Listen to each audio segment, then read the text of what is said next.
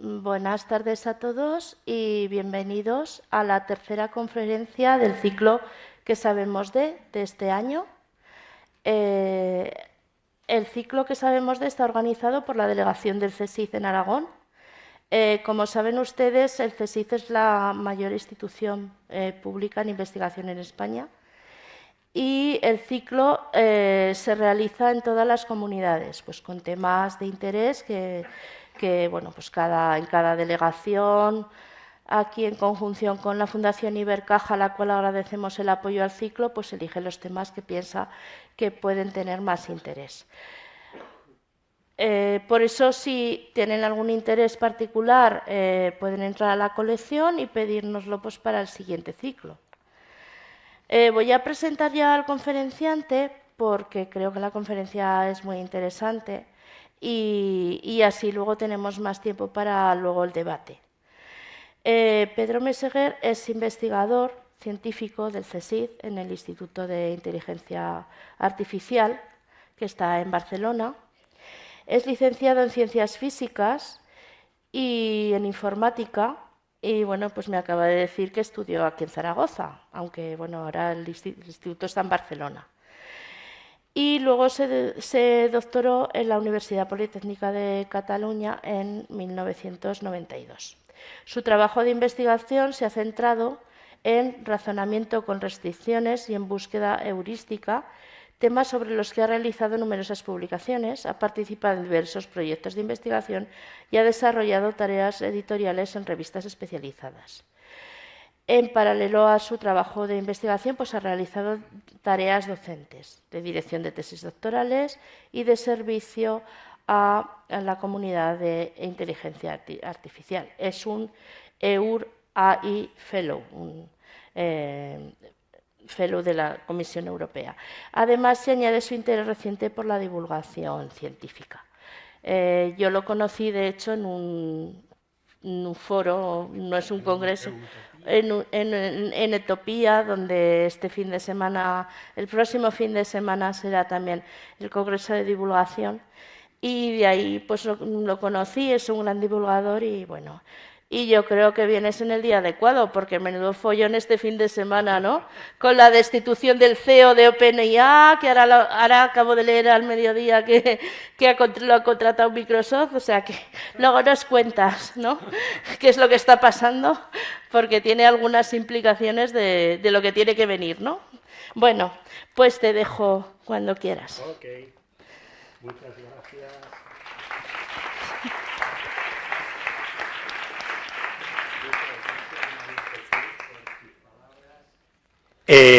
Bueno, y gracias también a Ibercaja por esta invitación. Yo voy a hablar un poquito de inteligencia artificial y voy a intentar traer un poco de luz o de claridad a esta invasión de la IA, ¿no? Vamos a ver, esto funciona, sí, perfecto. Si vemos los titulares de los periódicos, hay desde algunos que hablan de la IA como la nueva electricidad, aunque la mayoría son un poco alarmistas, ¿no? Incluso catastrofistas, ¿no?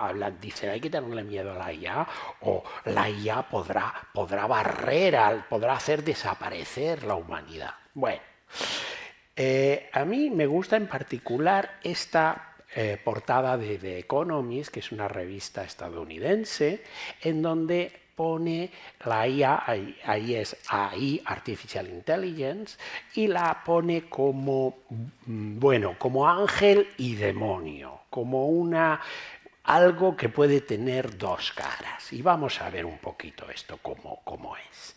A ver, estas portadas nos generan, a todo el mundo le generan preguntas. Esta tecnología parece que nos invade, ¿no? Y entonces, por un lado, podemos pensar, la IA es una amenaza, tenemos que tenerle miedo, tenemos que andar con mucho ojo con estas cosas, o por el contrario, es algo que nos va a permitir avanzar, que nos va a generar oportunidades de progreso. Bueno, pues para intentar aclarar responder parcialmente estas preguntas, pues voy a hacer una presentación de lo que ha sido la IA y el trabajo de la IA desde que comenzó hasta ahora, ¿no? En este intento de respuesta vamos a hacer 3 pasos. El primer paso es que vamos a mirar lo que sean los logros de la IA en los últimos 20 años. Salvo el último año, el 2022 no lo vamos a tocar. Después vamos a ver, claro, todos estos logros en los últimos 20 años estuvieron soportados por trabajos que se hicieron el siglo pasado. Vamos a mirar rápidamente lo que se hizo en los últimos 50 años del siglo XX. Y el tercer paso va a ser considerar lo más reciente, los últimos 12 meses. Aunque no voy a hablar del cambio del CEO de una empresa por otra, pero sí que intentaré en esta última parte hablar de la IA generativa, que es algo que a todo el mundo le altera un poco. Bueno, pues vamos allá. Vamos a hablar de los logros de la IA en los últimos 20 años, salvo el año pasado. Bueno, el primer logro, el primer efecto mediático importante fue el de Deep Blue en 1997. Deep Blue es un programa de ordenador para jugar al ajedrez que le ganó al campeón del mundo de aquel momento, que era Garry Kasparov. Iban empatados a la 2,5 y llegaron a la sexta y definitiva partida, y ahí Garry Kasparov perdió y Deep Blue ganó. Bueno, este programa, que se hizo sobre un hardware especial de IBM, realmente implementaba un algoritmo conocido, un minimax paralelo con todas estas características, y bueno, el resultado es que, bueno, le consiguió ganar al campeón del mundo, o sea que no estaba tan mal pensado, ¿eh? Llegó a un elo de 2700, el elo es el nivel donde están los jugadores de ajedrez. Bien, este es el equipo de Deep Blue, un equipo pequeño formado por 6 personas, en las que realmente los pensantes eran los 4 que están de pie, porque de los 2 sentados, el primero, que es así más calvito, a ver si, de aquí, es era un gran maestro de ajedrez que les asesoraba, y este otro, el que está a su lado, era el manager del equipo, el que se encargaba de la burocracia, digamos. Entonces, los 4 de arriba eran realmente los pensantes, digamos, y cada uno se dedicaba a una cosa. Ok. Otro dominio en donde la IA ha mostrado músculo ha sido el tema de los coches autónomos.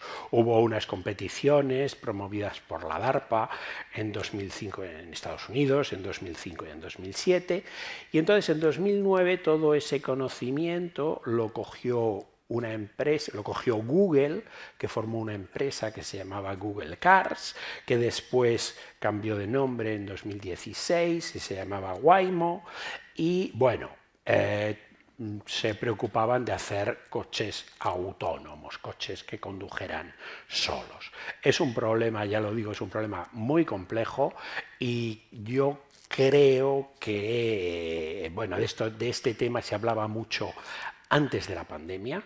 Después de la pandemia todos se han puesto en sordina.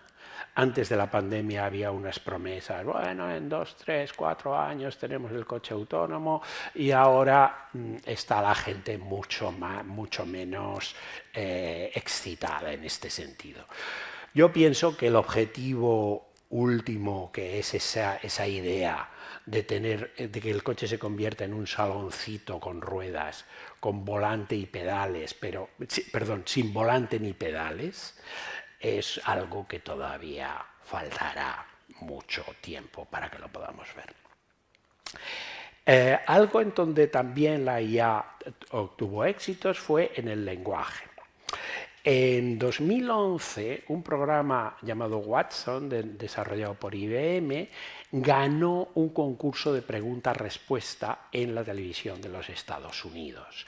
Este es un concurso que se llama Jeopardy, que es una especie de saber y ganar a la americana.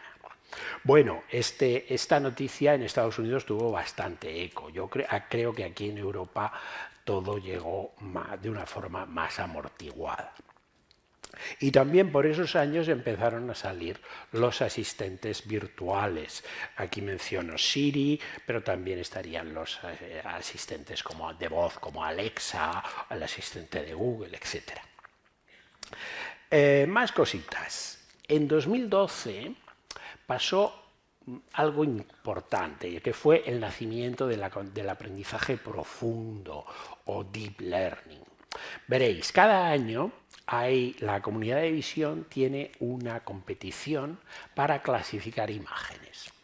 Quiero decir, clasificar imágenes en el sentido de que si en una imagen ponen en una clase las imágenes que contienen pelotas, en otra clase las que contienen perritos, en otra clase las que contienen caras de personas, etc. Entonces, esta gráfica indica, aquí veis, no sé si se ve, si podéis distinguirlo,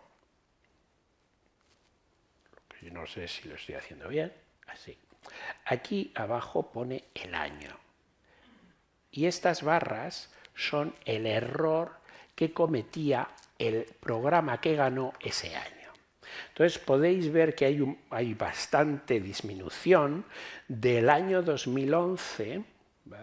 No lo veo, ahora no sé si lo estoy haciendo bien. Bueno, del año 2011, que es la primera barra, al año 2012, que es la segunda, hay un 10% de disminución. ¿Y a qué se debe ese 10%? Es que fue una gran mejora, un gran avance.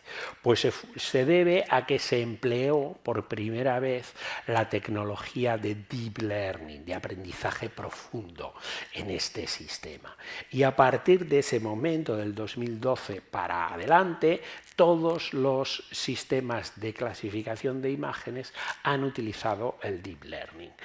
Es particularmente interesante ver lo que pasaba en el 2015. En el 2015 el sistema hacía un error menor que el 5%.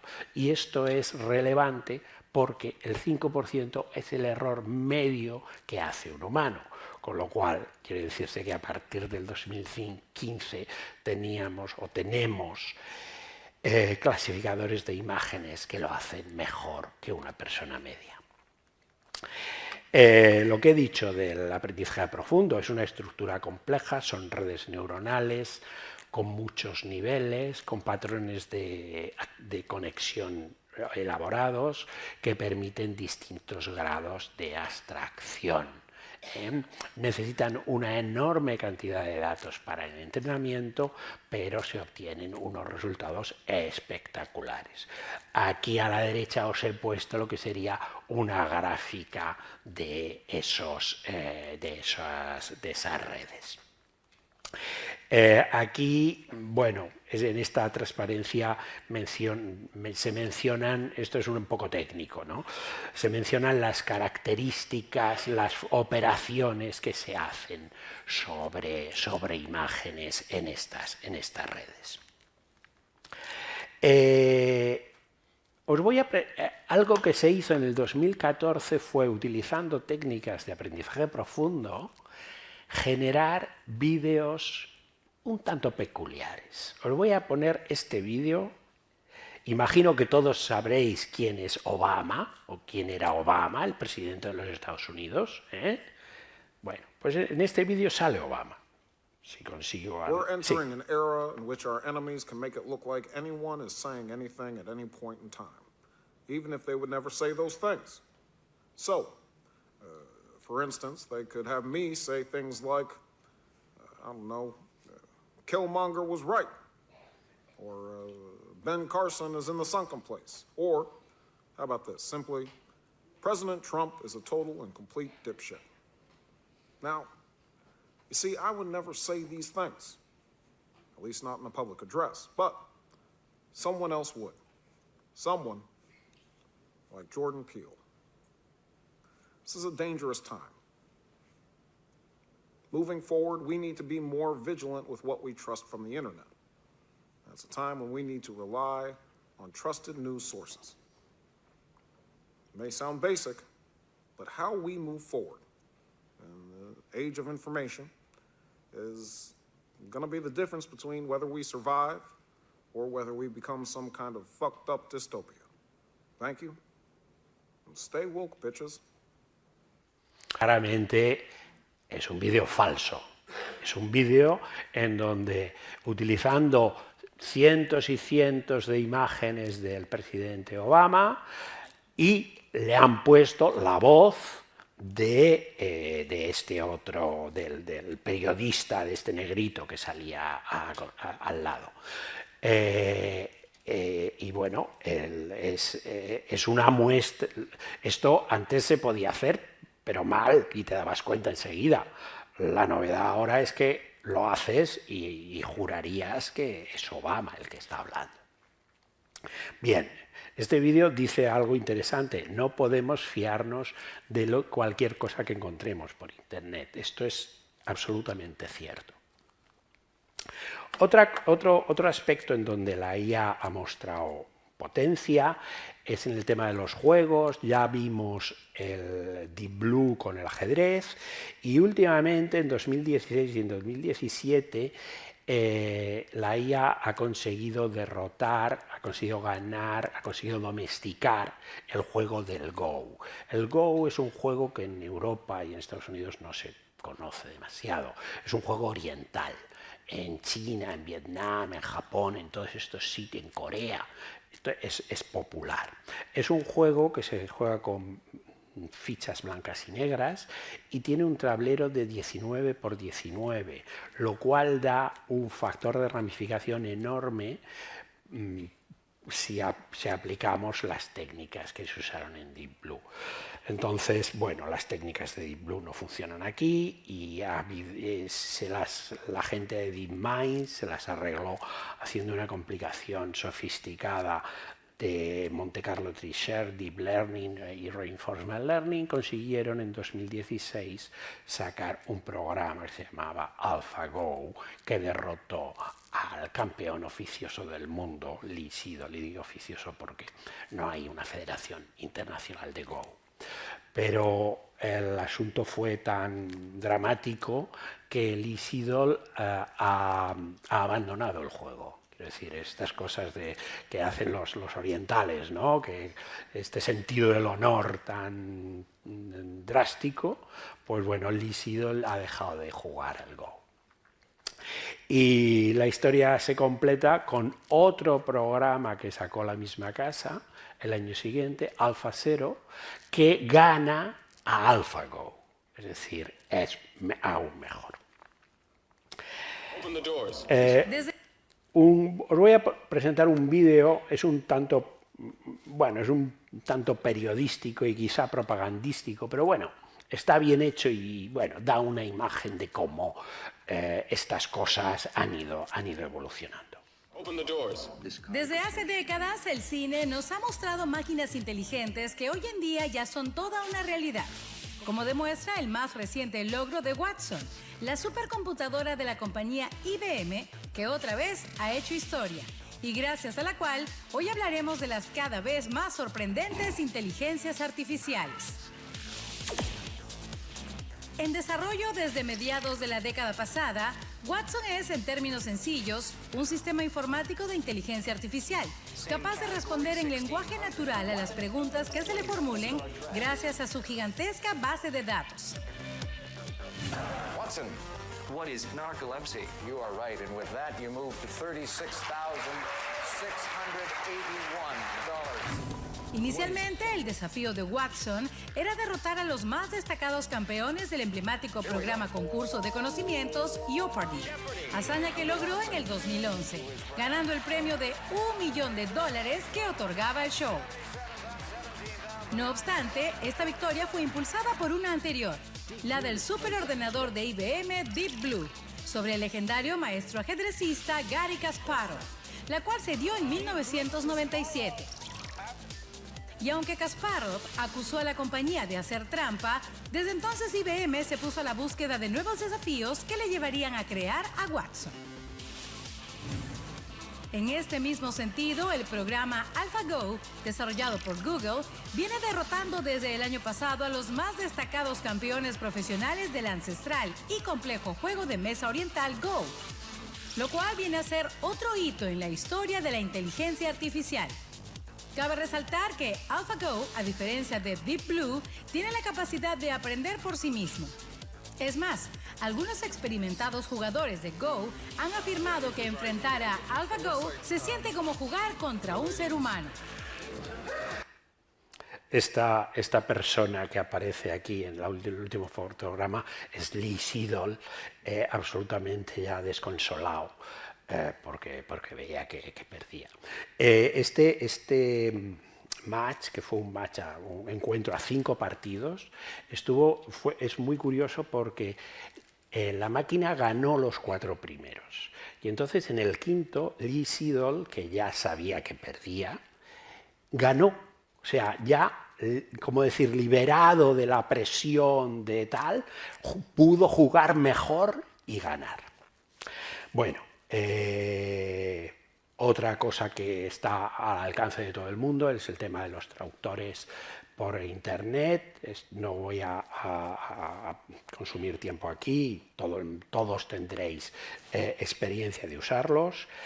Este vídeo, aunque ya tiene un par de años, es impactante. A mí me sigue impactando. Fijaros lo que hace este robot.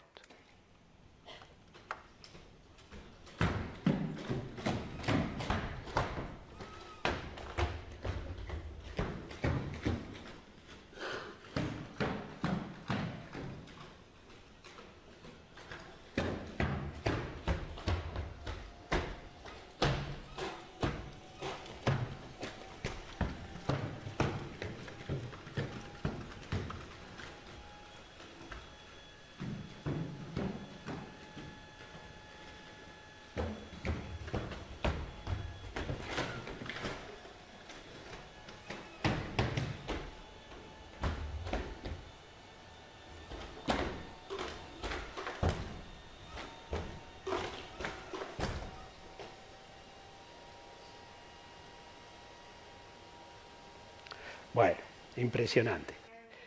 Y bueno, también hay que mencionar que la IA, todos estos avances técnicos también generan problemas éticos, porque bueno, ahora el tema, por ejemplo, del reconocimiento facial esta es una realidad técnica y se puede emplear para controlar a la gente en multitudes, ¿no?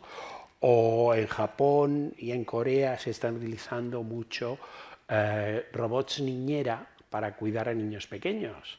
Y bueno, eso evidentemente va a tener un impacto en la educación de los niños cuando descubran que ese robot no es una persona y no tiene las cualidades que le ascriben a ese robot. Y también aquí he puesto una imagen de los dilemas éticos del coche eléctrico. Aquí tengo un vídeo, pero lo voy a saltar. Es IA para el bien. Quiero decir, la IA también se puede utilizar para hacer cosas positivas, para en las catástrofes organizar mejor los rescates, para hacer cosas de cara a la ecología, etc. Pero bueno, me lo voy a saltar porque veo que voy un poquito justo de tiempo. Entonces vamos a pasar a todas estas cosas, bueno, cómo se empezaron a desarrollar, cómo se iniciaron. Bueno, pues para eso nos tenemos que ir empezar en el principio de los tiempos de la IA, empezar en la Segunda Guerra Mundial. Veréis, los alemanes, si alguno es aficionado a la historia militar, estuvieron a punto de invadir a los británicos. Y los británicos pusieron mucho empeño en decodificar el lenguaje secreto, el código secreto que tenían los alemanes, el ejército alemán.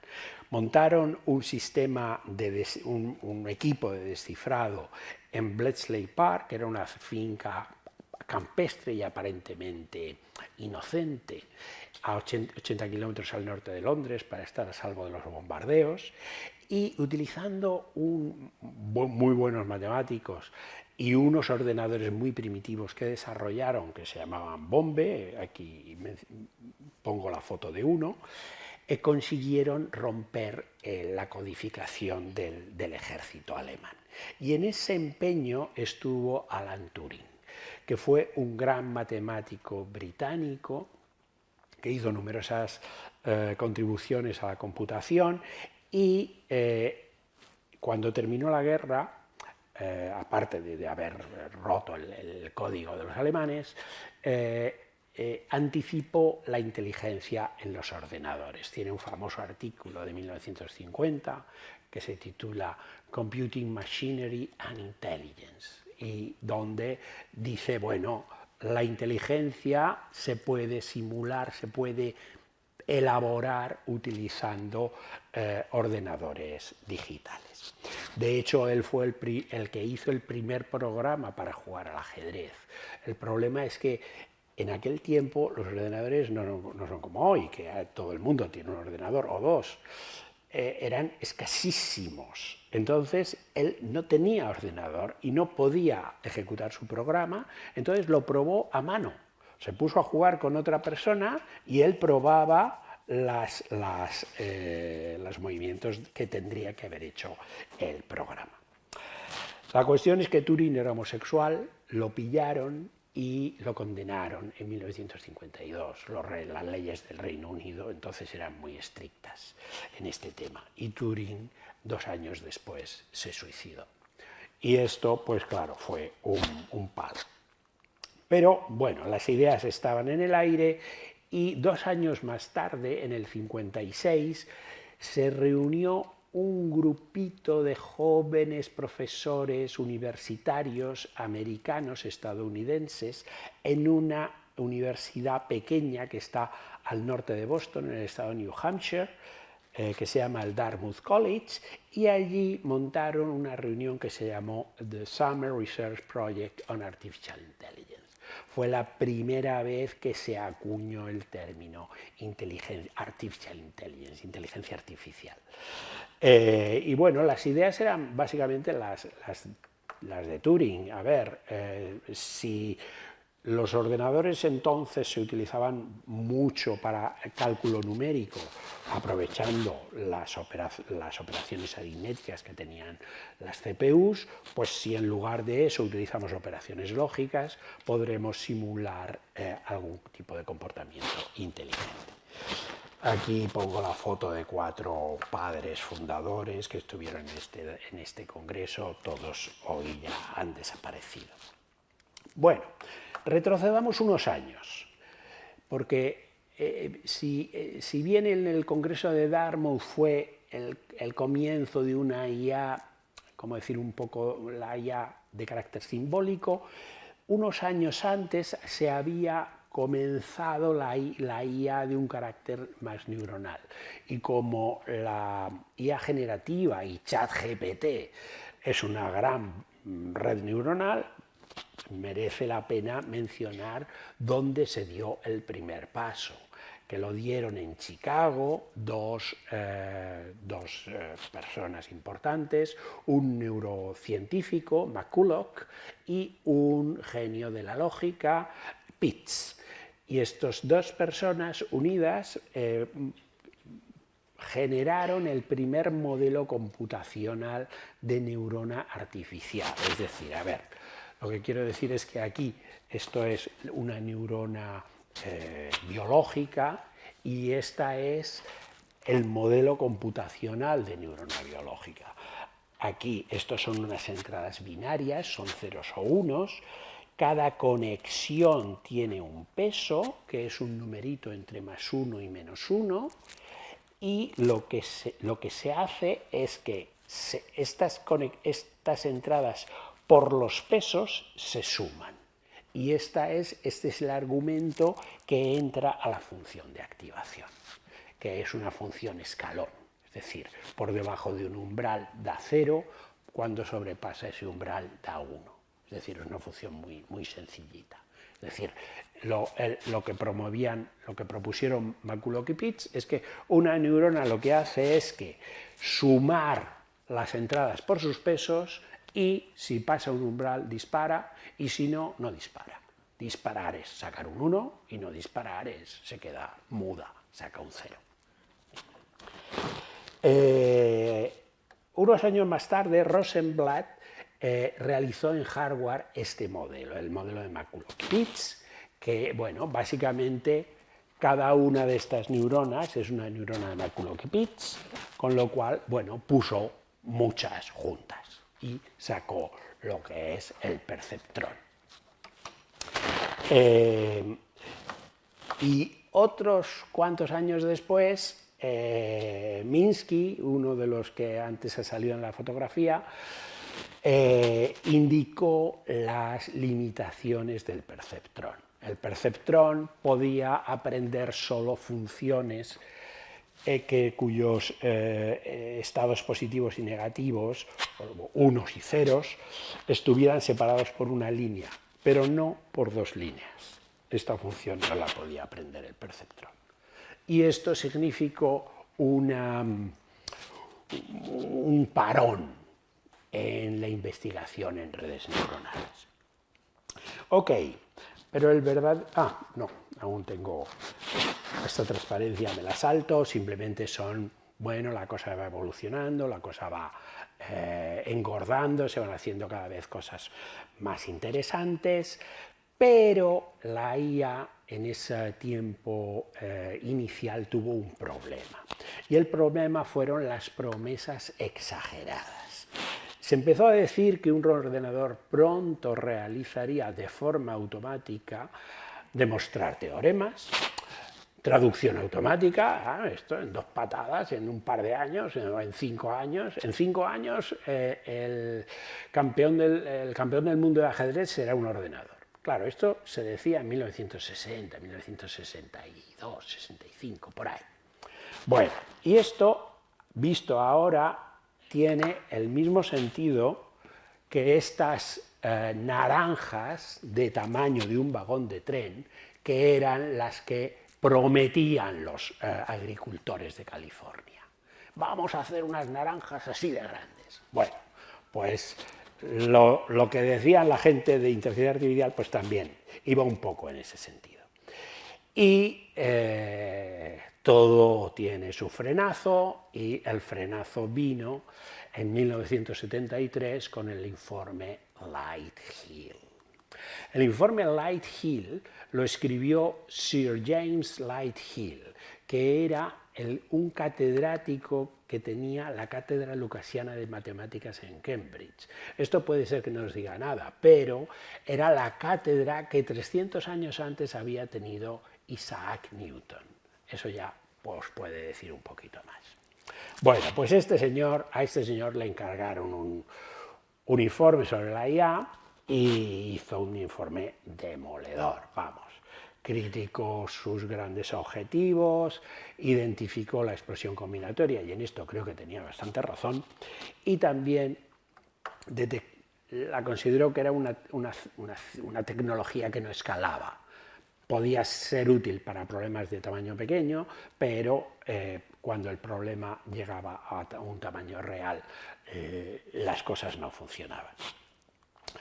Y como consecuencia, pues la investigación en IA en muchos países, y en particular en el Reino Unido, se ralentizó o incluso se detuvo.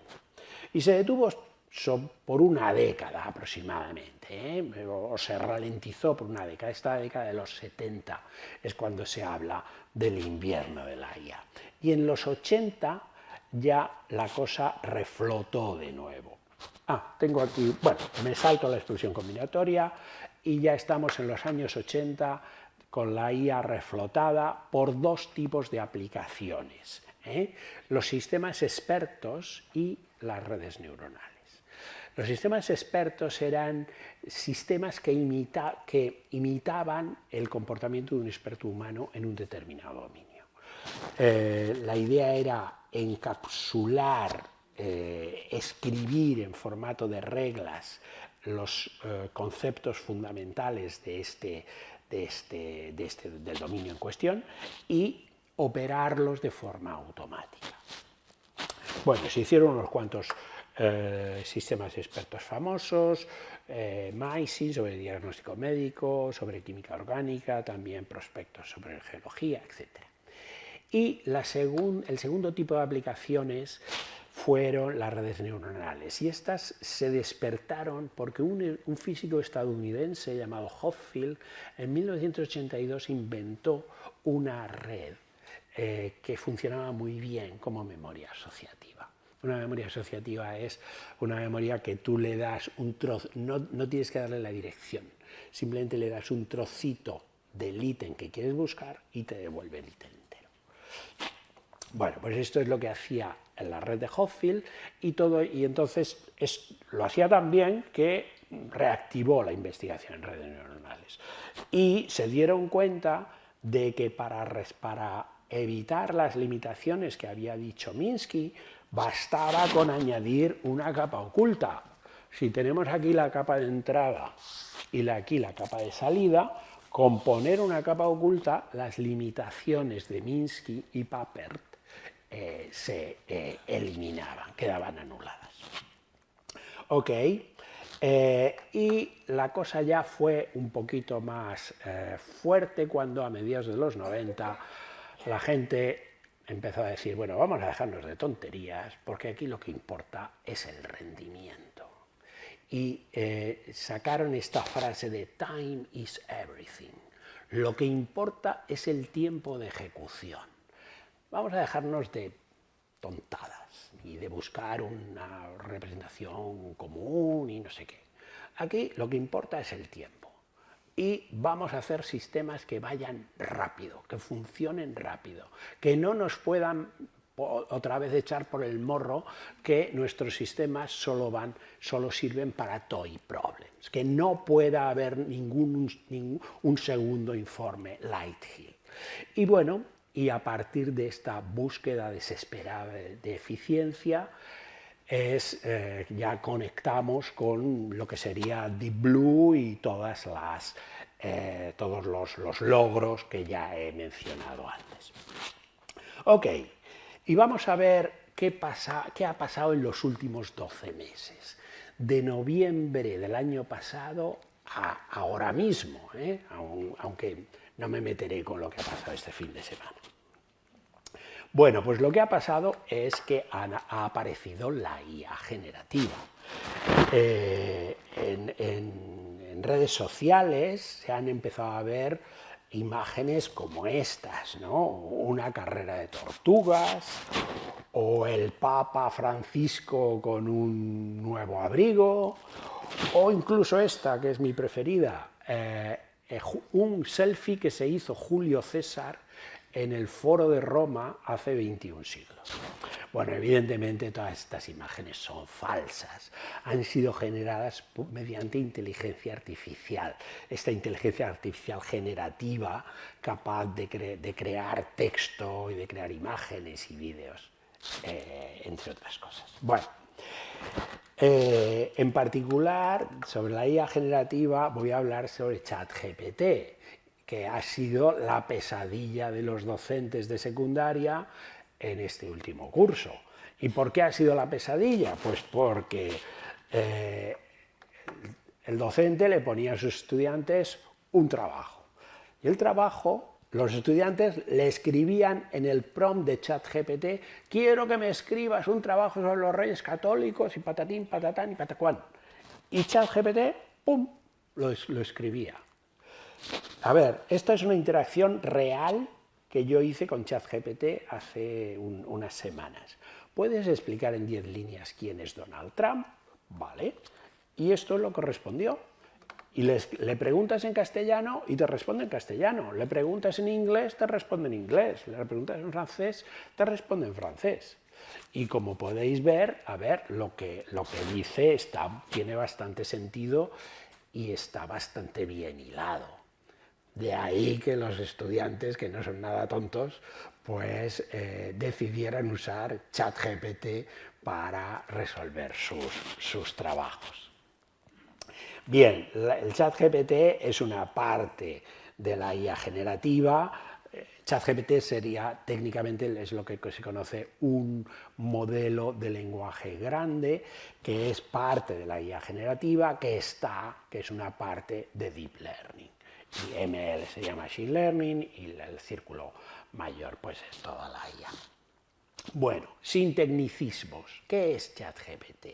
Es una enorme red neuronal que está generada, que está entrenada para producir la siguiente palabra. Es una red que siempre su objetivo es producir la siguiente palabra.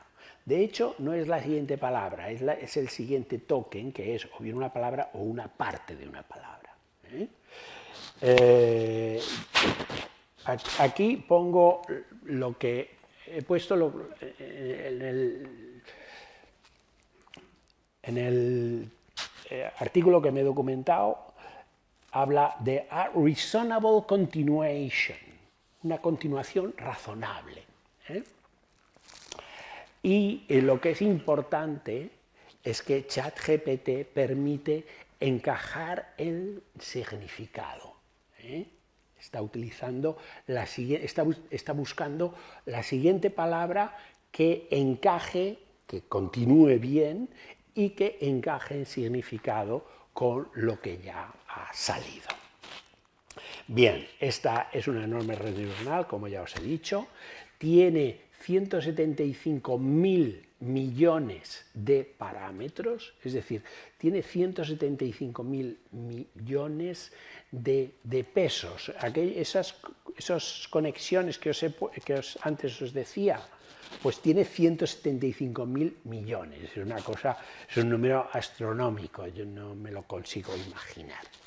Bueno, y la entrada es el prompt, la pregunta, y la salida es el texto que te genera en cualquier idioma.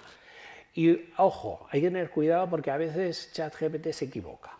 Es decir, con una caradura impresionante, ChatGPT afirma cosas falsas. A veces, y no siempre. Es decir, lo normal es que te diga cosas verdaderas, pero de vez en cuando te cuela alguna mentirijilla. Por ejemplo, yo jugando con ChatGPT pregunté que quién era mi jefe, le puse su nombre.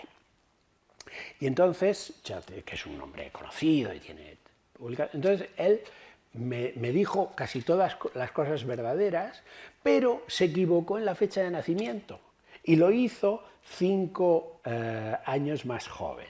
Y mi jefe, que ya tiene 70 años, pues le dije, mira, ChatGPT te quita 5 años, y se puso muy contento porque, bueno, tuvo esa historieta. Es pertinente mencionar que ChatGPT sigue una serie, es la serie GPT. Hubo un modelo 1, un modelo 2, ChatGPT es el modelo 3 y ya han sacado el GPT-4, que es un modelo de pago. Bien, ¿cómo funciona ChatGPT? A ver, esta es la parte más técnica de mi charla. Si no la seguís, no pasa nada. ChatGPT, digamos, tiene como 3 elementos. Por un lado tiene el tokenizador. El tokenizador es un sistema que lo que hace es coge las palabras y o bien las tomas enteras o bien las parte. Y este texto aquí está transcrito en tokens. Por ejemplo, fijaros, esta palabra decompose está partida en 2. ¿Veis que tiene 2 colores? Pues cada color es un token. Por ejemplo, aquí hay 3 cuartos. Pues mira, 3 cuartos son 3 tokens. El 3, la división y el 4.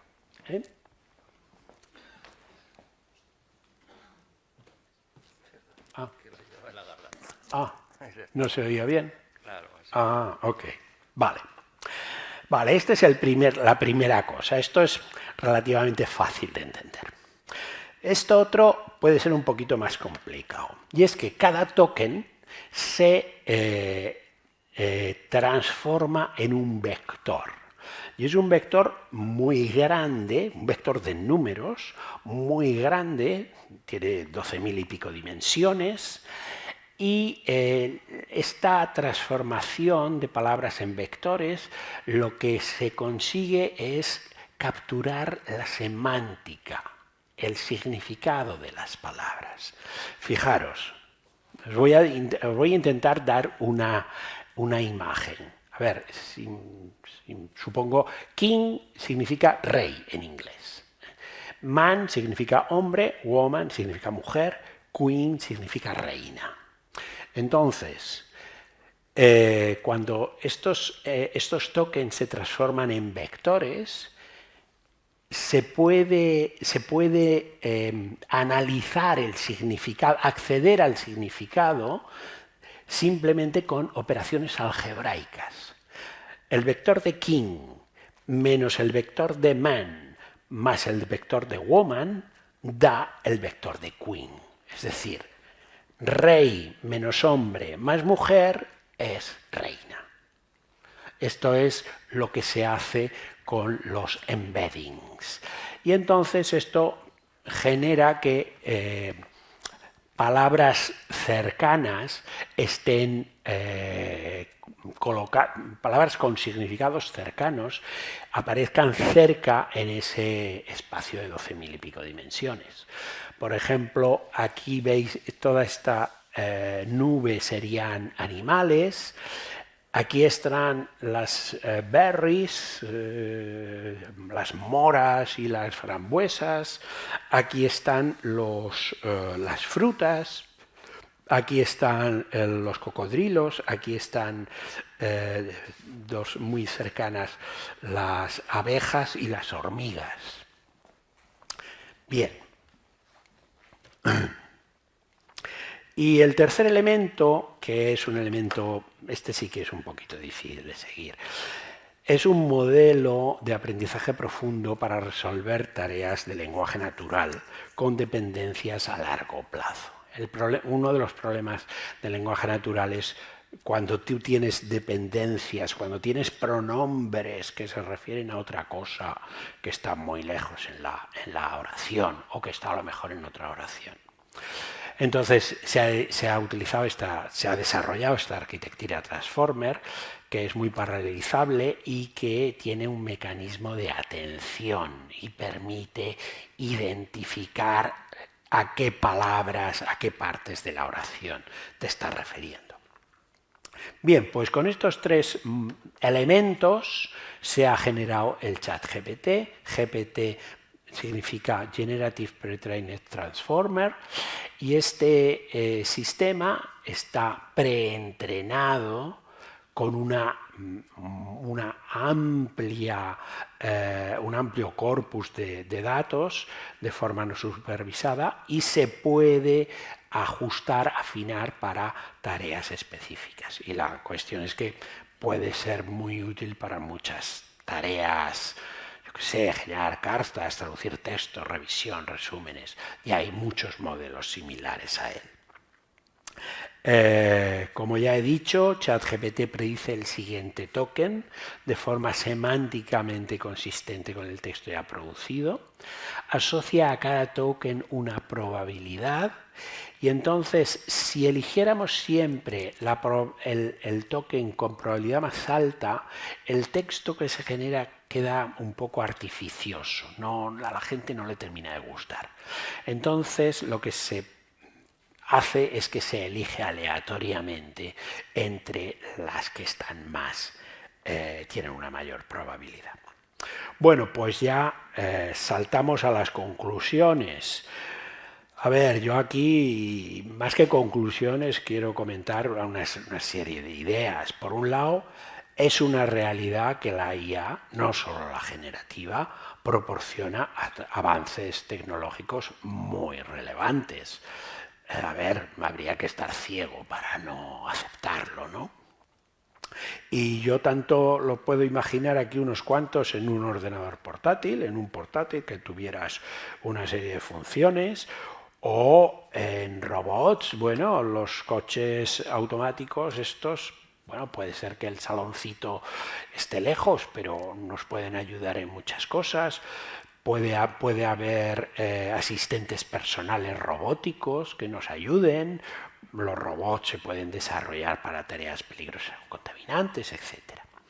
Y una muestra de que la IA está siendo importante es que todos los países, digamos, de nuestro entorno, de Europa, Estados Unidos y tal, han desarrollado planes específicos. Los gobiernos han desarrollado planes de inteligencia artificial. Una reflexión sobre esto. La IA es... ¿Sí? ¿Me oís?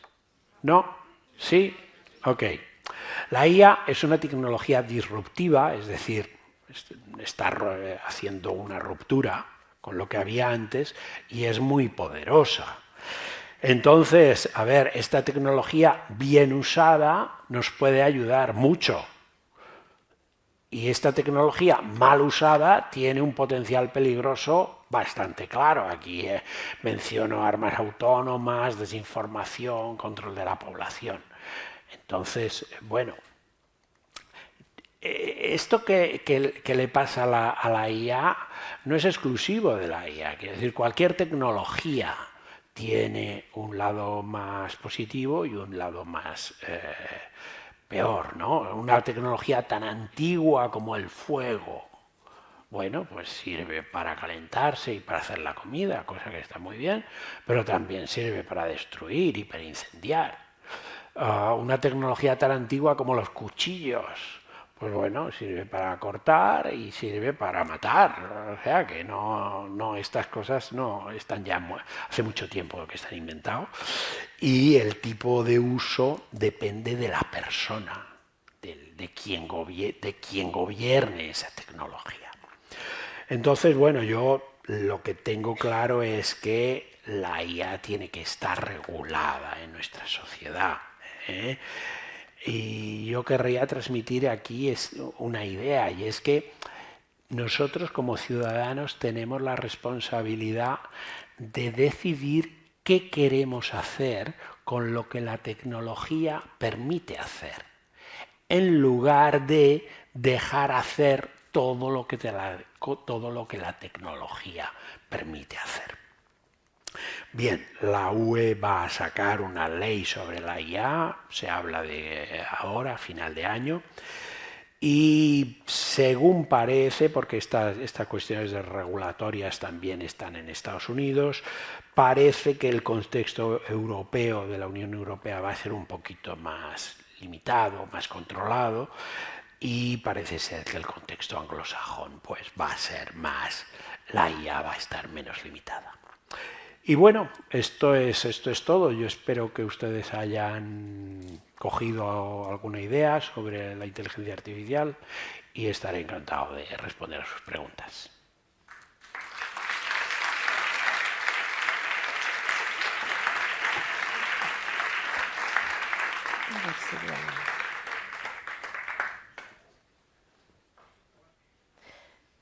Tienen que venir a ponerlas. Tampoco me va el micro. Bueno, pues, ¿se oye?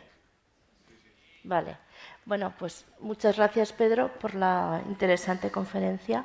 Vamos a abrir el turno de preguntas. Lo que pasa que vamos a esperar a que nos ayuden a poner las sillas ahí en medio para que nos vean. Hola, buena. Se me escucha bien, ¿no? Enhorabuena, Pedro, lo primero de todo por tu presentación. Yo creo que ha sido muy... O sea, nos ha dado un amplio conocimiento de lo que sería la inteligencia artificial. Y yo realmente tengo dos preguntas. ¿El ChatGPT es realmente una ventaja? Porque si nos da el acceso a toda la información y, por ejemplo, nos hace el trabajo a los estudiantes y demás, realmente es un paso, para mi punto de vista, para atrás, en el sentido de que los estudiantes no son capaces de, por ejemplo, yo, de hacer, como yo hice, como todo el mundo ha hecho, sus trabajos por ellos mismos. Y la segunda pregunta, porque yo también he utilizado ChatGPT, y es, tú por ejemplo le haces unas preguntas a ChatGPT te la responde y tú le preguntas de dónde es la referencia. Y la referencia pues no tiene nada que ver con lo que le has preguntado, pero normalmente acierta. Pero a mí me llama mucho la atención si fallas en la bibliografía o en la fuente, como que aciertas. Sí, esto es verdad. ChatGPT no es nada bueno dando referencias. Creo que la última versión, el GPT-4, que es la versión de pago, creo que esto lo tiene más afinado. Es mejor, sí. Yo la tengo. Es mejor. Bueno, mi marido la tiene, yo la uso. Sí, sí. Es mucho mejor la 4, sí. Y hay otra, que me parece que es la de Google, me parece que es BART, que sí que da las referencias y acerta bastante. Sobre la primera parte de tu intervención, pues, a ver, yo esto siempre cuando aparece esto del tema de los docentes y que esta inteligencia artificial le hace los trabajos a los estudiantes, yo siempre pienso en las calculadoras y lo que han significado para mí la calculadora. Yo, cuando tenía 10 años, me enseñaron cómo hacer raíces cuadradas, utilizando un método que no he usado en la vida y que lo he olvidado porque no sé. Yo ahora mismo solamente sé hacer raíces cuadradas con la calculadora. Nos iban a explicar, recuerdo, las raíces cúbicas, el método para calcular raíces cúbicas, pero no llegaron a explicárnoslo. Y bueno, realmente es que no hacía falta. ¿Por qué? Pues porque ahora con la calculadora haces la raíz que sea. Entonces, que el tema este de ChatGPT para los trabajos de clase sea más complicado, bueno, pues a lo mejor es que los docentes se tienen que estrujar un poquito más las meninges y, por ejemplo, cómo hicieron un examen en la Facultad de Informática de Barcelona. Esto es algo de hace unos meses. Pues cogieron un problema y se lo preguntaron a ChatGPT. Y ChatGPT dio una respuesta que era en general correcta, pero tenía un fallo. Y entonces la pregunta a los estudiantes en el examen fue: queremos demostrar tal propiedad. Se lo hemos preguntado a ChatGPT y nos ha dicho esto, pero hay un fallo. Encuéntralo y resuelve la cuestión. Quizá los trabajos ahora tienen que ir más por ahí, más que forzar a una cosa más memorística que la vamos a tener todos disponible. Los profesores también pueden usar el ChatGPT para detectarlo, ¿no? Sí, hay detectores. Quiero decir, eso ya pasaba antes. Lo copias de internet o... ¿Había alguna pregunta? Aquí hay una pregunta, no sé si había más por ahí. El micro, vale. La siguiente.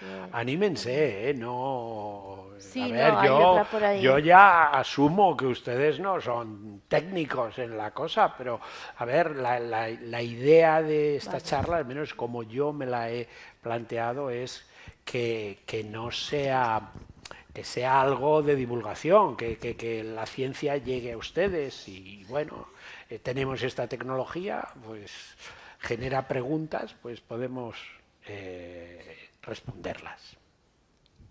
Había aquí una pregunta, ¿verdad? Sí. Hola, buenas tardes. Soy una persona sorda, antes voy a hacer la pregunta a través de intérprete y la pregunta sería, ChatGPT Estamos viendo que se trasladan la serie de preguntas, hay unas respuestas y quería preguntar, en el caso de la inteligencia artificial, ¿habría la posibilidad de enviar un texto y que pudiese en un momento dado devolverlo en texto signado, en lengua de signos? Pues es una muy buena pregunta. No lo sé, pero podría. Mi respuesta en principio sería positiva. La dificultad aquí que yo veo es si la red está entrenada, porque la red está entrenada, responde en castellano porque ha sido entrenada con miles de textos en castellano. Responde en inglés porque ha sido entrenada con miles de textos en inglés. Entonces, no veo por qué no se podría responder en un lenguaje de signos. Sí, es una utilidad que no había pensado y que animo a las ¿cómo decir? A las instituciones que se encargan de estas cosas en que valoren estas circunstancias. Sí, es perfectamente posible. Ahí hay un par, ¿no? Porque había una adelante también. Sí, ahí hay un par y luego por ahí había otra. Bien, para empezar, muchísimas gracias por la conferencia y lo que yo querría hacer no es propiamente una pregunta, sino una aportación. Precisamente en Bletchley Park ha tenido lugar los pasados días 1 y 2 de noviembre una cumbre internacional sobre seguridad de la inteligencia artificial. En esta cumbre, en una entrevista retransmitida entre el convocante, el primer ministro británico Rishi Sunak, y Elon Musk, este último dejó caer que, en su opinión, la inteligencia artificial es la mayor amenaza que en la actualidad recae sobre la humanidad. Como se dicen, yo ahí lo dejo. A ver, bueno, yo de Elon Musk no le suelo dar mucha credibilidad, porque, a ver, Elon Musk es una persona que, ¿cómo decir?, vive de sus butades y intenta un poco epatar. Yo creo que, a ver, evidentemente la inteligencia artificial tiene una dimensión que puede ser peligrosa, pero no es peligrosa en sí, sino es peligrosa en función de la persona que la utilice. Quiero decir, si se utiliza la inteligencia artificial para controlar a las personas, por ejemplo, haciendo reconocimiento facial, eso no es la tecnología la que lo hace. El que lo hace es el político que está mandando eso. Entonces, eso hay que tenerlo claro. A ver, es que la inteligencia artificial, ¿y qué pasa con las bombas atómicas? ¿Qué pasa si Rusia se le va la olla y en lugar de atacar Ucrania empiezan a pegar bombazos por ahí? A ver, es que son todas estas cosas. A ver, en otro sentido, o sea, yo pienso que la afirmación esa de Elon Musk tiene un 90% de provocación y un 10% de realidad. La IA, tiene que ser regulada. Y me hace mucha gracia que Elon Musk diga esas cosas cuando Elon Musk, en el lobby que están haciendo en los países anglosajones y en Estados Unidos, están intentando mover hacia una IA que no esté tan regulada. Porque claro, regular siempre es poner un poco de cortapisas a las empresas y claro, es todo una situación más limitada, ¿no? Pero bueno, quizá son unos límites que tenemos que hacer, que han de aceptar las empresas para no llegar a los límites de peligro inaceptables que ha considerado la Unión Europea. Hubo otra cumbre en Kioto que asistió la presidenta justo a primeros de octubre y precisamente trataba de esto, del tema ético, el tema de seguridad de la IA. Entonces esa sí que fue una cumbre a nivel mundial y bueno, pues es lo que dice, ¿no? Hay que regularla. Sí. Y luego pasa lo de siempre, ¿no? Que el que no cumpla o no lo utilice bien, pues pasará lo que pasará, ¿no? Claro, pero es que, no sé, esto es como, no sé, hay otras cosas, no sé, el trasplante de órganos y la trata de órganos. Son cosas que éticamente están muy mal, ¿no? Tiene que ser una cosa altruista si tú donas un órgano, si te mueres y donas las córneas, lo que sea. Pero bueno, hay gente que lo hace y hay países que lo permiten. Bueno, está mal, vale, sí, pero bueno. Buenas tardes. Vale, tienes el micrófono. Luego nos cambiamos al otro lado. Mi pregunta, bueno, tengo dos. Una referente a, ¿sería utilizable o de alguna utilidad la inteligencia artificial en materia de estudio de firmas falsas y escritura manuscrita? Dado que, bueno, pues realmente una persona escribe o firma o puede firmar una página entera de firmas, nunca va a firmar de la misma forma, entonces la inteligencia artificial lo va a tener un poco complicado para tener en cuenta ese factor de variabilidad natural de la escritura, de manera que tendría que disponer de cientos de miles de firmas de una persona o de muestras escriturales para a partir de esos algoritmos poder determinar si realmente estábamos en presencia del autor verdadero o de un suplantador. Entiendo entonces que no sería, que sería algo tan personal y tan fruto de la creatividad humana que ahí la inteligencia artificial se vería un poco superada y entonces llegaría a un bloqueo y no llegaría a una respuesta correcta. Luego, la segunda cuestión es, a día de hoy, ¿cómo de fiable es el reconocimiento facial? Dado que realmente la identificación personal pues, está basada o en el ADN o, por ejemplo, en las impresiones dactilares, en las huellas dactilares, y, sin embargo, pues, la imagen facial, pues bueno, podemos ser dos gemelos, y realmente, pues sí, nos presentará como candidato correcto, pero al final tiene que ser también un humano el que termine diciendo si es la misma persona o no, en base a otro elemento. Gracias. Sobre la primera parte de tu pregunta, yo pienso que aquí no sé realmente cómo está el tema. Sé que se ha utilizado la inteligencia artificial para hacer reconocimiento de manuscritos. Por ejemplo, manuscritos antiguos, no sé, en el mundo de las humanidades digitales, cuando encuentran un manuscrito de una obra de Lope de Vega que estaba escrita a mano y que no saben si lo hizo él o no y tal. Entonces yo sé que eso se ha hecho. Yo no sé ahora mismo la cuestión esta de las firmas, realmente no te mentiría, no lo sé, pero imagino que se puede hacer algo. Y tu otra pregunta era sobre, el reconocimiento facial.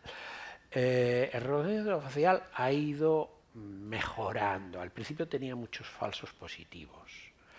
Es decir, decían, por ejemplo, a principios de los 2000, la policía americana de Estados Unidos utilizó un sistema bastante primitivo de reconocimiento facial no sé si era una final de béisbol o algo así, para detectar rateros. Y detectaron unos cuantos raterillos, pero también detuvieron a gente que no tenía nada que ver. Entonces, el reconocimiento facial yo creo que ha avanzado bastante. Y también sé que ahora hay unas gafas especiales que se pone la gente que descontrolan los algoritmos de reconocimiento facial. Entonces yo no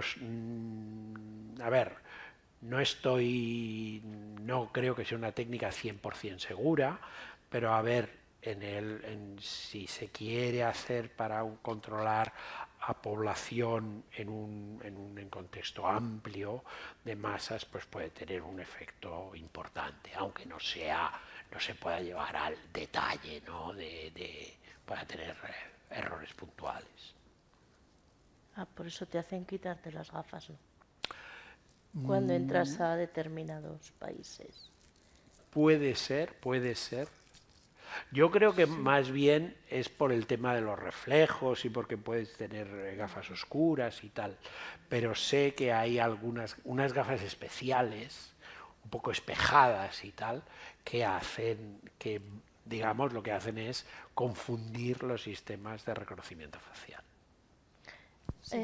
Vale. Mi pregunta va proyectada un poco al futuro, metiéndome un poco en el tema ético, porque se llega a mantener conversaciones.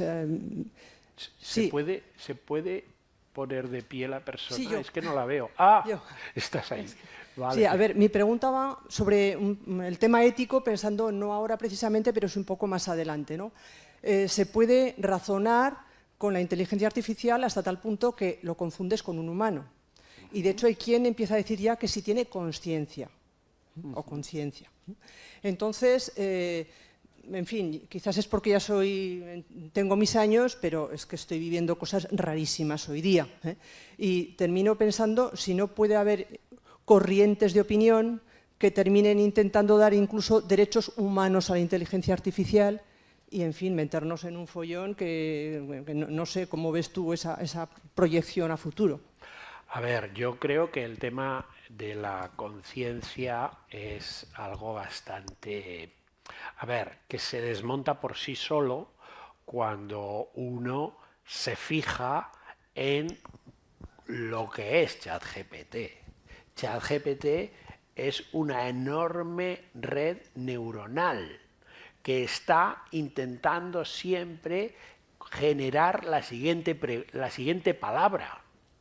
Es decir, ChatGPT no tiene ni conciencia, ni sabe lo que es, ni se le espera. A ver, es algo que es out of the question, que no tiene ningún sentido preguntarse eso. Ahora, que este terreno es un terreno abonado para que vaya algún gurú o algún iluminado que mencione estas cosas, o también es un terreno abonado para que escritores de ciencia ficción proyecten bueno, todo esto es legítimo, pero hoy por hoy todas estas cosas no tienen ningún sentido ni ningún fundamento. Y de nuevo, al final de tu pregunta, el tema de los derechos humanos a la inteligencia artificial, perfecto, vale, ¿por qué no se los damos? ¿Quién se los dará? ¿Quién se los dará? Si esto sucede en algún momento, seremos las personas humanas las que digamos, bueno, esta maquinita tiene que tener unos derechos y no se le puede desenchufar o lo que sea, ¿no? El derecho que tú quieras. Pero es nuestra responsabilidad, va a ser lo que nosotros decidamos hacer con la tecnología. Y un poco esta charla, a mí yo creo que el elemento más importante es despertar la responsabilidad que tenemos todos como ciudadanos con respecto a la tecnología. La tecnología en sí misma no es ni buena ni mala. A ver, la bomba atómica es muy mala, pero también sirve para curar el cáncer, la energía nuclear. El fuego, los cuchillos, no sé, hay mil y un ejemplos de tecnologías que según cómo sean usadas, sirven, son un avance o son un perjuicio, aportan o restan, ¿no? Y yo creo que nosotros, como ciudadanos y ciudadanas, tenemos esa responsabilidad, que no podemos, como decir, si ponemos como el avestruz y metemos la cabeza debajo del ala y dejamos que se haga todo lo que permita la tecnología, entonces tendremos la responsabilidad de haber metido la cabeza debajo del ala. Vale. Hola, buenas tardes. Sí. Primero, enhorabuena por la interesante conferencia y yo quería consultar una cosa, casi son dos juntas. Una, para los que no hemos tenido experiencia en este tipo de herramientas, pero que sí queremos probarlo, hay de Microsoft, creo, hay de Google. ¿Es más recomendable una que otra? O sea, ChatGPT o el BART este que comentaban. Y luego, entre ChatGPT 3 y el 4, creo que el 4 es el de pago, sí, si es más recomendable uno sobre otro claramente. Eso serían las dos consultas. Bueno, yo solo he probado el 3. Creo que el 4 mejora bastante. Incluso llega a pasar algún examen, creo, si no lo has probado, yo te recomiendo, bueno, es muy fácil. En internet simplemente googleas ChatGPT, entras en una web de OpenAI y tienes que crear una cuenta y ya puedes, ya estás ahí, ya puedes crear y ver lo que te puede hacer. Yo lo tengo en casa. A ver, mi marido trabaja en IA generativa, entonces, claro, él sí que ve diferencias, ¿no? Pues, por ejemplo, el otro día quería hacer una foto, ¿no?, para un seminario que estaba organizando y le di unas indicaciones. Me ha sacado una foto alucinante y no sé qué. Yo veía la foto, claro, yo no entendía por qué era tan... Entonces, él, que trabaja en estos, sí que ve diferencias. Y a ver, unas aplicaciones que tampoco valen tanto dinero. Depende para que lo quieras, ¿no? A lo mejor con el 3 tienes bastante. El 3 es gratis completamente, por eso además los estudiantes de secundaria lo han usado masivamente. Yo en una charla les iba a hablar, entre otras cosas, les hablé de lenguaje natural y les iba a hablar de ChatGPT hasta que descubrí que ellos sabían más que yo, entonces no tenía ningún sentido la charla. El ChatGPT, el 3, es gratuito y el otro, pues claro, es de pago. Posiblemente no sea mucho dinero, pero claro, 10 eurillos de aquí, 10 eurillos de allá, pues... y sobre las ventajas, a ver, BART, que creo que es el de Google, creo que es, yo diría un pelín, da las referencias y creo que sería un pelín mejor que ChatGPT. Pero bueno, se diferencian en el canto de un duro.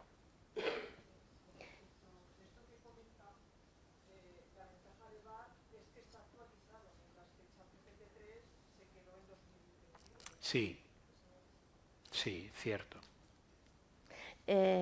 No vamos a hablar de lo que ha pasado y por qué han cesado al CEO, pero sí que te quería hacer una pregunta. En un momento determinado, en una conversación, él manifestó que lo que teníamos ahora entre manos eran juguetes con lo que tenía que venir. Bueno. Entonces, o sea, ¿puede avanzar tanto la tecnología? Esa pregunta no tiene una respuesta honesta. A ver, si nosotros hubiéramos hecho...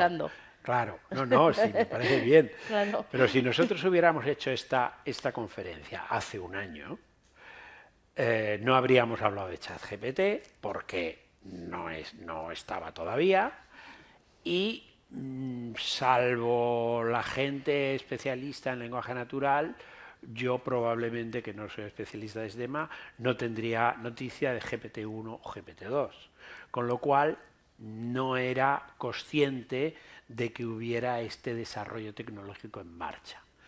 Que vayan a haber otros desarrollos tecnológicos futuros que impacten de la misma forma, pues posiblemente, o que impacten más, posiblemente, pero yo no lo sé ahora mismo. ¿Hay alguna pregunta más por ahí? Sí, yo tenía una pregunta que era, lo que ha llegado al gran público es que la inteligencia artificial se utiliza sobre todo en las artes, ¿no? En dibujo, fotografía, música, literatura. Entonces, mi pregunta es si nos va a sustituir en lo que nos hace más humanos, ¿qué esperanza tenemos? Porque si nos quitas el arte al ser humano... A ver, ChatGPT y los sistemas que hacen arte y todas estas cosas lo hacen siempre en base a lo que ya existe. Es decir, tú entrenas una red con lo que ya existe, entrenas una red con textos que ya están escritos. O si entrenas una red texto-imagen o texto-arte, la entrenas con imágenes que ya existen. La parte interesante es, ser capaz de generar arte, arte que, digamos, que no exista, que sea una novedad, que sea una ruptura, no sé. A ver, por ejemplo, Picasso cuando inventó el cubismo, o Pablo, uno de Zaragoza, el escultor Pablo Gargallo, que fue un escultor cubista. Bueno, estas personas desarrollaban arte, un arte que no existía antes. Hicieron una ruptura, fueron ellos capaces de desarrollar algo que no existía. Yo dudo que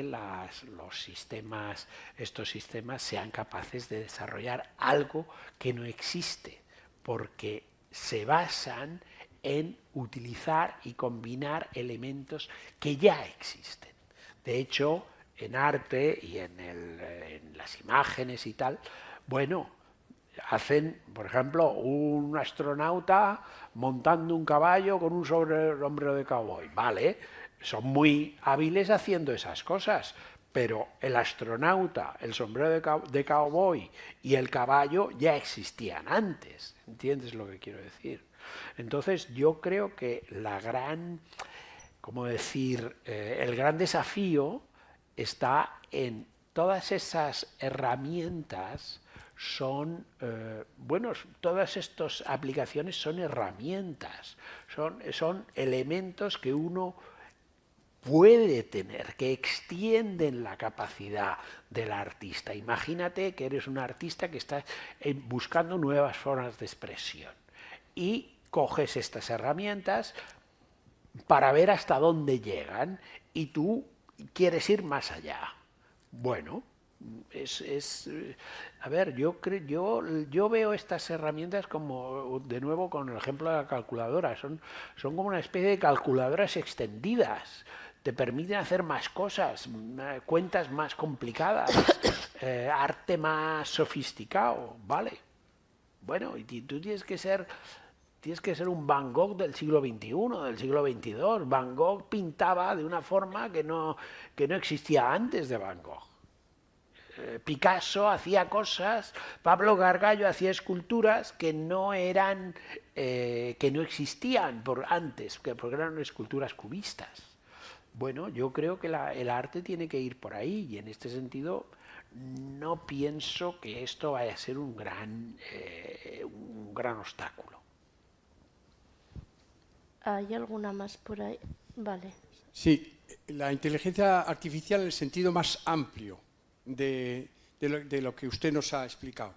Inteligencia creativa y generativa en todas las disciplinas, en todos los ámbitos de la ciencia, de las letras, del arte, de lo que quiera. ¿Hasta cuándo? ¿Hasta dónde puede llegar? ¿Se nos puede escapar de la mano? ¿Puede llegar a lo que dicen que puede llegar a aprender? Parece ser que pueden llegar a aprender esos programas, esos algoritmos, aprender por sí mismos, ¿y hasta dónde llegaría? ¿Se podría escapar? A ver, de nuevo, yo no sé responder si sí o si no, pero sí sé que si se escapa será responsabilidad nuestra. Es decir, yo no sé hasta dónde puede evolucionar la tecnología, pero sí sé que será, si la tecnología en algún momento nos barre, será porque nosotros le hemos dado esa potestad. Yo, hoy por hoy, todas estas cosas me suenan más a alarma que a algo real. A ver, yo veo que en este momento de la historia está pasando una cierta capacidad de decisión que teníamos en exclusiva los humanos a las máquinas. A ver, los humanos hemos ido pasando a las máquinas ciertas capacidades durante la historia. Por ejemplo, con la máquina de vapor, nosotros pasamos la fuerza, que era una cuestión nuestra y de los animales, a las máquinas. Después, con las calculadoras, que antes de calculadoras electrónicas eran las máquinas aquellas que habían en las oficinas, pues le pasamos esta capacidad aritmética. Con los ordenadores hemos permitido una capacidad de manejar la información. Y ahora estamos pasando una capacidad de decisión. Por ahora, esta capacidad de decisión es, como decir, es controlada. Que pueda superar, aumente en algún día, no lo sé. Pero si le damos, pero sí sé que si esa capacidad se nos escapa de las manos, va a ser responsabilidad nuestra que así sea. Si lo comparas con la máquina de vapor, que fue bueno, pero no, que fue un punto, no te lo digo en ese sentido, que fue un punto de inflexión, sí, donde empezamos a evolucionar. Claro, tú lo que tenemos que pensar en la inteligencia artificial como una herramienta que nos va a servir a los humanos, no como una herramienta que nos va a perjudicar, ¿no? Yo al menos así la veo. Así lo entiendes tú. Bueno, tenemos poco tiempo, entonces, a ver cuántas preguntas hay. Había una ahí, había alguna más. Aquí y aquí. Vale, pues esas 4 solo, ¿eh? Y contesta un poco rápido, que si no nos echan. Okay. Vale, ¿cuál es la siguiente? Buenas tardes. Yo uso el chat GPT, me ayuda en muchas cosas. Y yo sé que cuando uso el chat GPT, el 3, que es el que uso, los datos y la información se guardaron hasta 2021. Mi pregunta es, con cosas que yo trabajo con el chat GPT dentro de mi empresa, ¿esa información es guardada en una base de datos o no? No lo sé, yo aquí tiendo a pensar mal. A ver, la información se guarda, porque cuando tú entras en tu cuenta, aparecen las búsquedas que has hecho. Yo me acuerdo que yo busqué, no sé, busqué el Quijote. ¿Quién fue Don Quijote? Y no sé, y esa búsqueda está allí, permanece, ¿no? Entonces, si esa búsqueda está allí y eso está en el dominio de DeepMind, yo tiendo a pensar mal y a creer que a lo mejor lo pueden usar. Quiero decir, a ver, si has preguntado quién es Don Quijote, no creo que la CIA ni ningún ejército de espías vaya a ir contra ti, pero yo tiendo a pensar mal y los datos que están en los servidores de las empresas, pues las empresas los utilizan. La verdad es esa. Hola, buenas tardes. Muchísimas gracias por compartir su sabiduría con nosotros aquí en Zaragoza. Yo quería preguntarle, usted ha dicho que se va a promulgar una ley en la Unión Europea sobre inteligencia artificial y que va a ser más estricta que en los países anglosajones. Parece ser. ¿Qué ganamos con esto? Bueno, yo sí creo que, a ver, todo esto son hipótesis y futuribles, porque no hay la ley no está escrita, entonces no puedo. Pero bueno, a mí sí que me da la impresión de que una regulación. A ver, yo no sé si, por ejemplo, usted usa Internet habitualmente. Desde hace unos años, todas las webs en donde entras te preguntan si aceptas los cookies. Esto es porque la Unión Europea ha impuesto el reglamento de protección de datos, que esto, si estuviera usted en Estados Unidos o en el Reino Unido, no se lo preguntarían. ¿Por qué? Pues porque las empresas no tienen la obligación de preguntarle al usuario. Entonces, yo creo que es mejor, pienso, desde un punto de vista de usuario, tener un contexto un poquito más regulado. En el mundo anglosajón parece que las cosas van a ser un poquito más liberales, parece. Pero bueno. Hay una pregunta ahí. Aquí. Sí. Gracias por la conferencia, enhorabuena. Quería preguntar, como ha dicho que ve muy lejana la conducción autónoma, ¿también ve lejano, por ejemplo, el uso de la inteligencia artificial para el diagnóstico médico? ¿En pruebas de imagen, registros? No. De hecho, la inteligencia artificial se ha usado mucho para el diagnóstico médico y ahora con la IA generativa se va a usar más. La inteligencia artificial se ha usado muchísimo para el diagnóstico médico, hasta tal punto que hay un congreso especial y una revista especial que se llama Artificial Intelligence in Medicine, y el congreso también es Artificial Intelligence in Medicine, The Conference of Artificial Intelligence in Medicine, y es algo que desde hace bastante tiempo se está trabajando en esta cuestión. O sea que no, al contrario.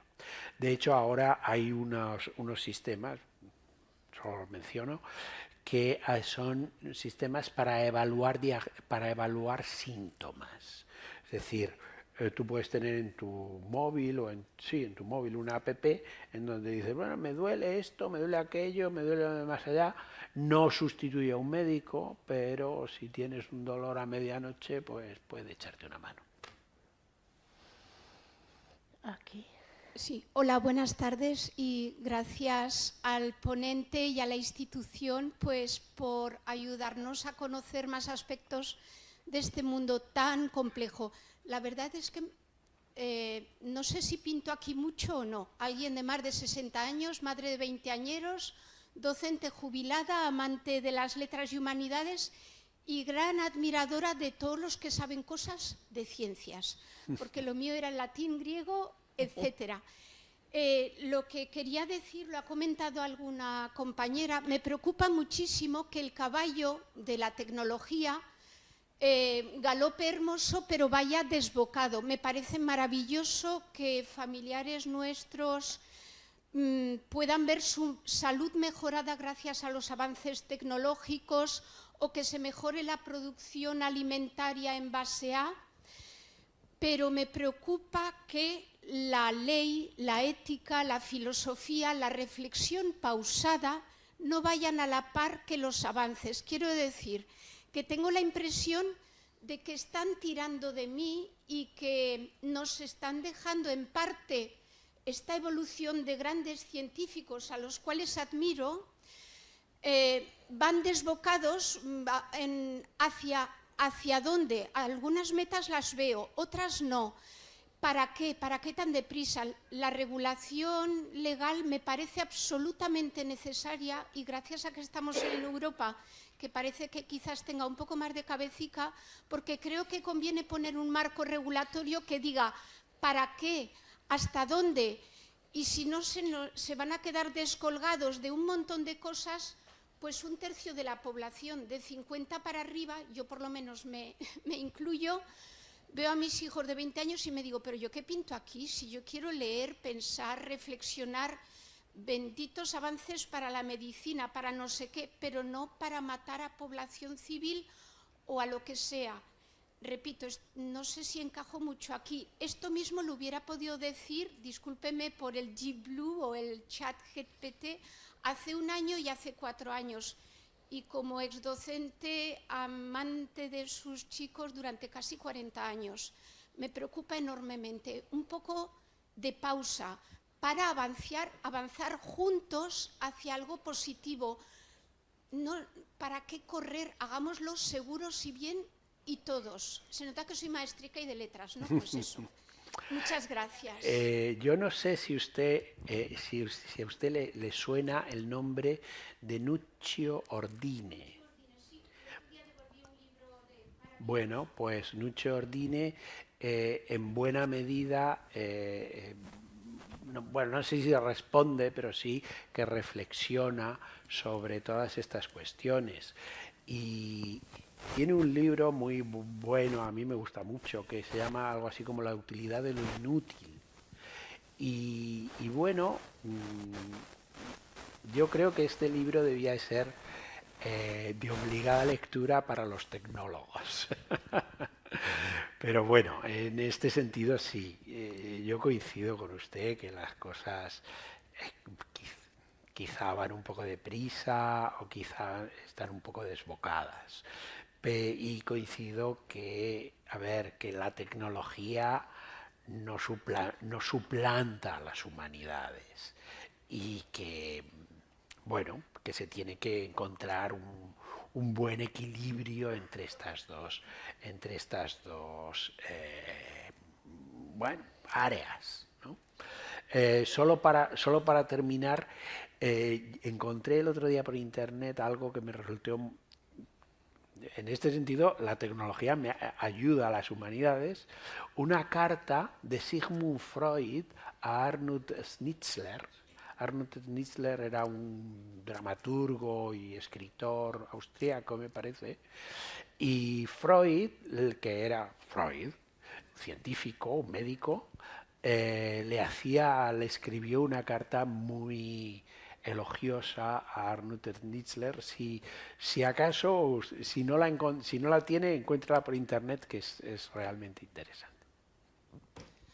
Buenas tardes. Salto un poco los agradecimientos y tal y voy. En toda la exposición que tú has hecho, entiendo que todo el tiempo que ha transcurrido en el desarrollo de la inteligencia artificial ha intervenido mucho el nivel de tecnología de hardware que había en esos momentos. Quizás muchas cosas se podían haber hecho antes, pero el hardware no lo permitía. No, entonces, yo lo que quería saber es ahora, en este momento, ¿en qué nivel está el software que se está haciendo en inteligencia artificial comparado con el hardware? ¿El hardware es una limitación para desarrollar más o no? ¿O estamos...? No. La verdad es que en hardware estamos... Yo no soy especialista, pero estamos en unos niveles, estamos ya, la integración casi se está llegando al límite porque ya se están metiendo cosas casi a nivel atómico, ¿no? Entonces, ahora está esta línea nueva de los ordenadores cuánticos que no se sabe, que eso es un misterio, no se sabe dónde nos llevará. Pero la verdad es que en hardware hoy día se está a un nivel muy, muy potente. O sea, tenemos, de hecho, en buena medida el que la IA haya tenido estos buenos resultados en los últimos años se debe a que el hardware ha ido muy bien. Y de hecho, el hardware ha seguido esta ley empírica de Moore, creo que se llama, que es que cada 2 años se dobla la potencia, se dobla el número de transistores en una placa al mismo precio. Entonces es multiplicar por 2, multiplicar por 2, multiplicar por 2, Y claro, eso ahora la verdad es que estamos llegando a unas capacidades. A ver, algo que ustedes antes no hacían y ahora sí hacen. Consultar el tiempo, la predicción del tiempo en su móvil o lo que sea. Eso cuesta un huevo de cómputo. O sea, los modelos meteorológicos que había para calcular, a ver, cuando yo era estudiante, yo lo digo, pues me decían, no, si son muy buenos, lo que pasa es que no tenemos ordenadores suficientemente potentes para que nos den el resultado. O para que nos den el resultado en un tiempo suficientemente corto para que sea útil, ¿no? Y eso ahora, bueno, todo el mundo lo consulta en su móvil. A ver el tiempo que hará mañana, lloverá, no lloverá. ¿Es así? Entonces, a nivel hardware, yo creo que estamos de sobras. Y yo diría que a nivel software, bueno, si esta red neuronal de 175 millones de parámetros se puede considerar software, pues también estamos a unos niveles, bueno, astronómicos. Bueno, pues tenemos que terminar ya, porque los señores de esta casa se tienen que ir a descansar. Entonces, muchísimas gracias a todos, al ponente y al público. Pueden consultarnos cualquier cosa en la delegación del CSIC. Hay muchos libros, hay uno de inteligencia artificial y medicina que ha salido ahora. El tema de inteligencia artificial y género también está muy, muy candente, porque, por ejemplo, los sistemas de reconocimiento facial están diseñados para hombres y para blancos. Eso, tuvimos también una jornada en la Asociación de Mujeres de Inteligencia Artificial y Género, o sea que hay muchos aspectos que podemos seguir tratando en un posible ciclo, o sea que pidan lo que necesiten, pongan delegación CSIC Aragón y nos contacten. Y muchísimas gracias a todos y al ponente, por supuesto.